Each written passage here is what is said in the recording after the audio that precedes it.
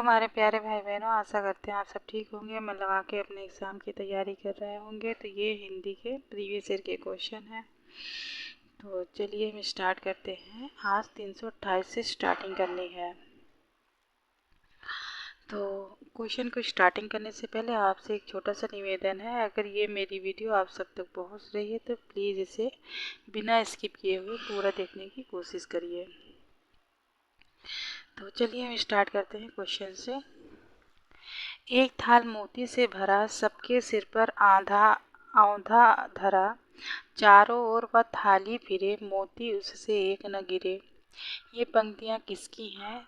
तो option B सही है, खुसरो की।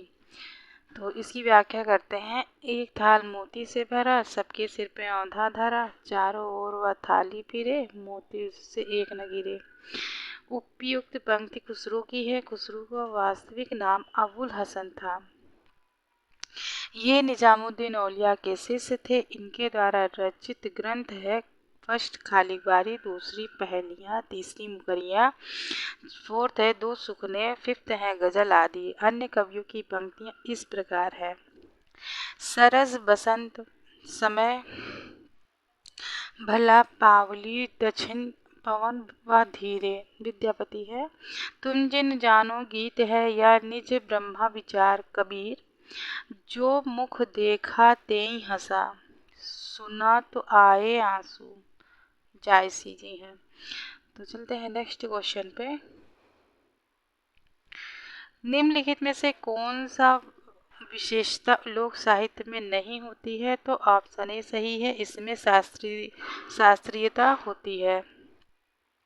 इसकी व्याख्या करते हैं। शास्त्रीयता लोक साहित्य की विशेषता नहीं होती है। लोक साहित्य की निम्न विशेषताएं हैं। ए, लोक साहित्य मौखिक होता है। बी, या परंपरा में प्रचलित होता है। सी, इसमें सहजता और स्वाभाविकता होती है। डी, लोक साहित्य की भाषा शिष्ट और साहित्यिक भाषा ना होकर साधारण जन की भाषा होती है। नेक्स्ट क्वेश्चन है शंभुकृत पौंचर्यों की कथा किससे संबंध है? तो स्वयंभुकृत पौंचर्यों की कथा किससे संबंधित है? तो राम कथा से। तो इसकी व्याख्या करते हैं। स्वयंभुकृत पौंचर्यों राम कथा पर आधारित अपभ्रंश का महाकाव्य है। पौंचर्यों में 12,000 पद हैं। जैन मत में राम के लिए पदम शब्द प्रयुक्त होता है, इसीलिए स्वयंभु ने रामायण को पदमचरित पौंचर्यों कहा है। स्वयंभु को अपभ्रंश का वाल्मीकि तथा व्यास कहा जाता है। नेक्स्ट क्वेश्चन है ढोला मारूरा दूहा किस क्षेत्र का लोकप्रिय लोक भाषा काव्य रहा है? तो ये ऑप्शन सी सही है, राजस्थान का है। ढोला मारूरा दूहा राजस्थान का लोकप्रिय लोक भाषा का काव्य रहा है। यह 11वीं शताब्दी में दोहा छंद में रचित लोक भाषा काव्य है। इसमें राजकुमार ढोला तथा मारवाड़ी राजकुमारी की प्रेम कथा वर्णित है। नेक्स्ट क्वेश्चन है जयदेव के गीत गोविंद का विशेष प्रभाव किस कवि पर माना जाता है? तो ऑप्शन होगा ये सही, विद्यापति का। तो इसकी व्याख्या करते हैं। जयदेव के गीत गोविंद पर विद्यापति का प्रभाव दृष्टिगोचर होता है। यह 24 प्रतिबंध, 12 सर्ग तथा 72 श्लोक, सर्वांग सुंदरी टीका में 77 युक्ति परिपूर्ण ग्रंथ है, जिसमें राधा कृष्ण के मिलन, विरह तथा पुनर्मिलन को कोमल व ललित पूर्ण पदों में रचा गया है। नेक्स्ट क्वेश्चन है आदिकालीन साहित्य में वीर रस की रचनाओं में किस शैली का प्रयोग किया गया है? तो ऑप्शन होगा ये सही, डिंगल में। तो आदिकालीन साहित्य में वीर रस की रचनाओं में डिंगल, अपभ्रंश प्लस राजस्थानी शैली का प्रयोग किया गया है। राजस्थानी एक ब्रज भाषा के मेल में पिंगल शैली का विकास हुआ। इस शैली में प्रायः मधुर भावों की अभिव्यक्ति हुई। तो नेक्स्ट क्वेश्चन है अपभ्रंश शब्द का प्रयोग सबसे पहले कहाँ देखने को मिलता है? तो ऑप्शन होगा सी सही, राजा धारसेन द्वितीय के शिलालेख में। तो अभ्रंश शब्द का सर्वप्रथम प्रयोग राजा धारसेन द्वितीय के शिलालेख में मिलता है। अन्य दिए गए विकल्प असंगत है। नेक्स्ट क्वेश्चन है, चंद्रप्रदाय की रचना है तो पृथ्वीराज रासो है। तो इसकी छोटी सी व्याख्या दी गई है। पृथ्वीराज रासो चंद्रप्रदायी है रचनाकार, और बीसल देव रासो रचना है, और नरपति नाला उसकी रचनाकार है। जयचंद्र प्रकाश रचना है, और ये भट्ट केदार के द्वारा रचित है।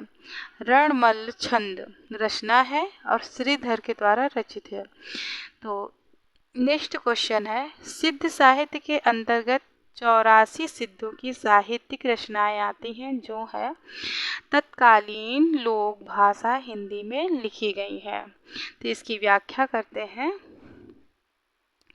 सिद्ध साहित्य के अंतर्गत 84 सिद्धों की साहित्यिक रचनाएं आती हैं जो तत्कालीन लोक भाषा हिंदी में लिखी गई हैं। बौद्ध धर्म की वज्रयायन शाखा के अंतर्गत तंत्र मंत्र तथा वामाचार आदि द्वारा सिद्ध प्राप्ति के लिए जो मार्ग प्रशस्त हुआ उसमें 84 सिद्ध हुए। इन सिद्धों की भाषा को संध्या भाषा कहा गया है।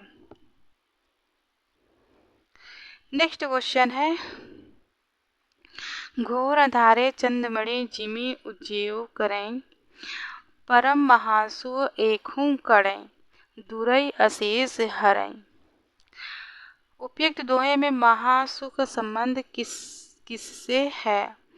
तो ऑप्शन ए महासुख महासु का तत्सम रूप है, इससे है। ऑप्शन ए से भी। ऑप्शन बी महासुख व्रजयानियों का परिभाषिक शब्द है। ऑप्शन बी इससे भी है। ऑप्शन सी प्रज्ञा और योग से महासुख की संभव है। Option C. तो यानी कि ए बी और सी हमारे सही हैं। तो इसकी व्याख्या करते हैं। दिए गए दोहे घोर अंधेरे आंधेरे डैश डैश अशेष हरही में वर्णित महासु का संबंध निम्न से है। तो ऑप्शन फर्स्ट है महासुख महासु का तत्सम रूप है। दूसरा है महासुख व्रजयानियों को परिभाषिक शब्द है। तीसरा प्रज्ञा और योग से महासुख की दशा संभव है, जबकि महासुख का निर्वाण प्राप्ति में बाधक है। इस कथन में महासुख का संबंध नहीं है। नेक्स्ट क्वेश्चन है, निम्नलिखित पंक्तियों को उनके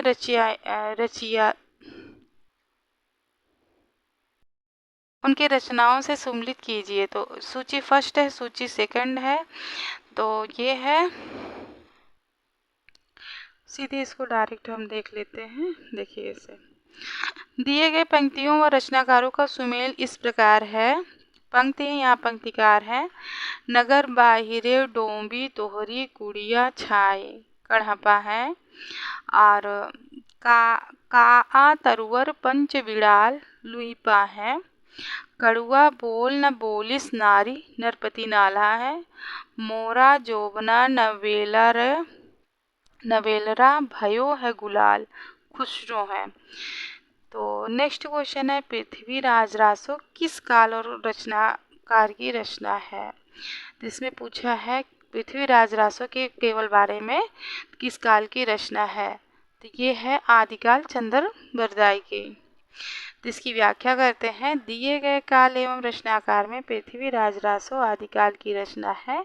पृथ्वीराज रासो के रचनाकार चंद्रप्रदाय है। इसमें पृथ्वीराज की वीरता का वर्णन है। नेक्स्ट क्वेश्चन है, सिद्धि कवि सरहप्पा की रचना का नाम है दोहा कोश।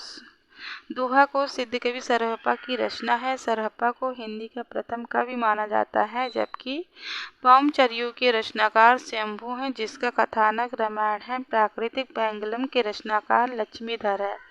संदेश राशा के रचनाकार अब्दुल रहमान है। मैथिल नेक्स्ट क्वेश्चन है, मैथिल कोकिल के नाम से कौन कवि जाना जाता है? तो ऑप्शन होगा ए विद्यापति। मैथिल कोकिल उपनाम से विद्यापति जाने जाते हैं। विद्यापति आदिकालीन कवि हैं और इनकी पदावली मैथिली भाषा में है, जिसके कारण इन्हें मैथिली कोकिल कहा गया। इनके अन्य ग्रंथ कीर्तिलता कीर्ति पिताका है। अमीर खुसरो को तूतीय हिंद तोता हिंद उपनाम से जाना जाता है। नेक्स्ट क्वेश्चन है, सिद्ध साहित्य में सिद्धों की संख्या कितनी मानी गई है? तो ऑप्शन होगा सी सही 84। तो इसकी व्याख्या करते हैं। सिद्ध साहित्य में सिद्धों की संख्या 84 मानी गई है। शरहप्पा प्रथम सिद्ध कवि माने जाते हैं। सिद्धों में लिप्या का स्थान सबसे ऊंचा माना जाता है। राहुल सांकृत्यायन के अनुसार कण्हप्पा पांडित्य एवं कवित्व में बेजोड़ थे। नेक्स्ट क्वेश्चन है, कौन से विद्यापति की रचना नहीं है? तो ऑप्शन होगा डी सही, गीत गोविंद नहीं है। तो इसी व्याख्या है, गीत गोविंद विद्यापति की रचना नहीं है, बल्कि जयदेव की रचना है। कीर्ति पताका, कीर्तिलता तथा पदावली विद्यापति की रचनाएं हैं। कीर्तिलता, कीर्ति पताका अवहट्ट में तथा पदावली मैथिली भाषा की रचना है। विद्यापति को मैथिली कोकिल उपनाम से जाना जाता है। नेक्स्ट क्वेश्चन है, कीर्तिलता की भाषा क्या है? तो ऑप्शन होगा अवहट्ट है। तो इसकी व्याख्या करते हैं।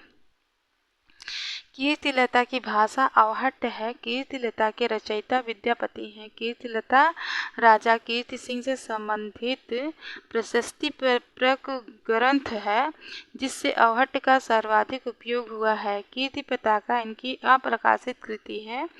कीर्ति पताका में महाराजा शिव सिंह का यशोवर्णन है।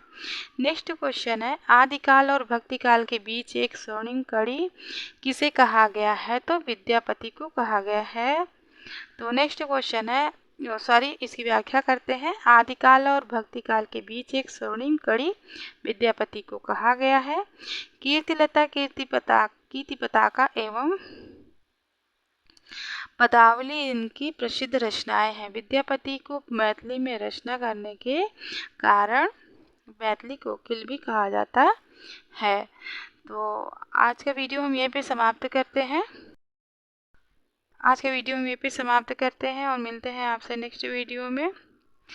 और अगर ये मेरी वीडियो आप सबको अच्छी लगे तो प्लीज़ इसे लाइक करिएगा, शेयर करिएगा, सब्सक्राइब भी करिएगा और अपने प्यारे कमेंट भी बताइएगा, लिखिएगा। और कल से स्टार्टिंग होगी भक्ति काल की। तो चलिए मिलते हैं नेक्स्ट वीडियो में, तब तक के लिए धन्यवाद।